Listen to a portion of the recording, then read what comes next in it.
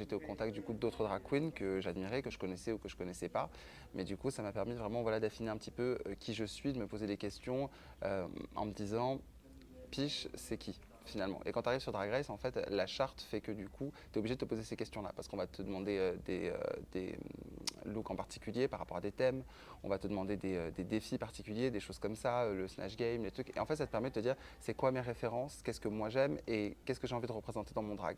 Donc en fait, ça donne un cadre et ça structure. Et à partir de là, du coup, tu peux développer une identité propre qui est très très importante dans le drag parce qu'il y a beaucoup de personnes qui font du drag, pas beaucoup jamais assez, mais il y en a quand même pas mal qui commencent à faire du drag maintenant. Et c'est vrai que, comme dans toutes les disciplines artistiques, on a envie, si ce n'est d'être unique, en tout cas d'apporter quelque chose qui fasse sens aux yeux des gens. Et pour ça, je pense que c'est important de trouver son unicité et de trouver quelque chose qui marque les gens parce que c'est différent peut-être des discours qu'ils ont l'habitude d'entendre.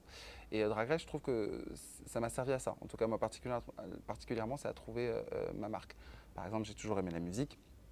Je chante depuis toujours, je faisais de la danse avant de manière professionnelle, mais pour le coup, le drag m'a permis vraiment de définir ce que je voulais faire. Et je sais du coup depuis Drag Race particulièrement que je veux faire de la musique et que c'est le métier que j'ai choisi, l'espèce de point un peu final. Ça fait des années que, artistiquement parlant, je fais des hauts, des bas, que je vais à droite à gauche dans tout ce qui me plaît, je suis un peu un électron libre.